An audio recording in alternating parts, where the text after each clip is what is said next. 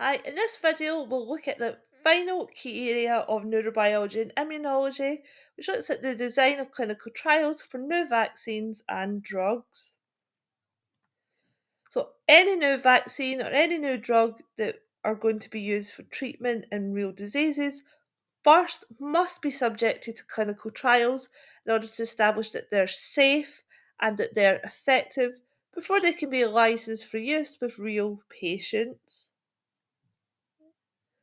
So, to ensure that they are safe and effective, then some really strict protocols must be adhered to in the design of clinical trials. So, first off, any subjects participating in these trials will be divided into two groups: treatment group and the control group. But this must be done in a randomized way in order to reduce the bias in the distribution of characteristics such as age or gender to ensure that both groups have a good representation of the population at large. Okay. A well designed clinical trial will also be what's known as a double blind trial, and this is where neither the subject nor the researchers carrying out the trial know whether a participant has been placed into the treatment or the control group. So, this is important for preventing bias in the interpretation of the results.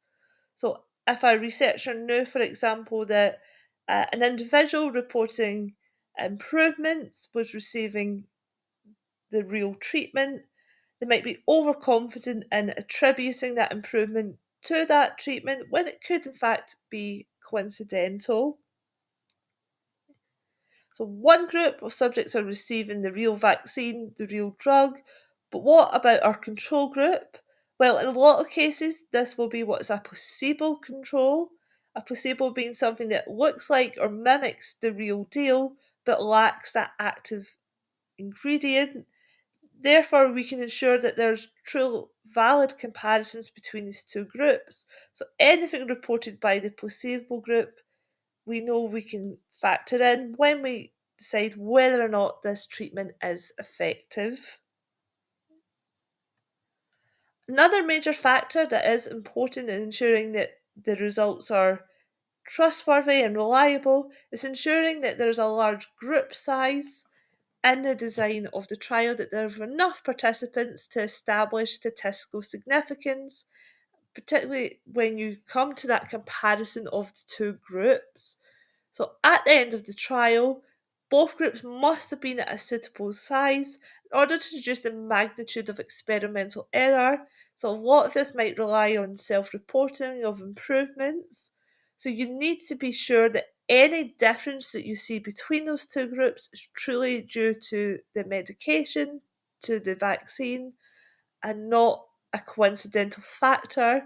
So by ensuring you've got many, many different participants, usually more than 1,000, then you can be more confident that there are statistical differences between these two groups. So here are some past paper questions for you to try. Pause the video, have a go, and hit play when you're ready to see the answers. So the first one is a multiple choice, where you're told that two groups of subjects were used when carrying out clinical trials of a vaccine. One group was given the vaccine while the other group was given a placebo. So the purpose of that placebo was to A. Reduce the experimental error, B. Ensure a valid comparison, C. Allow a statistical analysis of the results, or D. To ensure that researchers are unaware who has been vaccinated. So, the purpose of a placebo is about ensuring valid comparisons, making sure that you can attribute any differences, any changes to the treatment or the vaccine. Okay. So, very common exam style question for this area, explaining why this feature is important. Okay.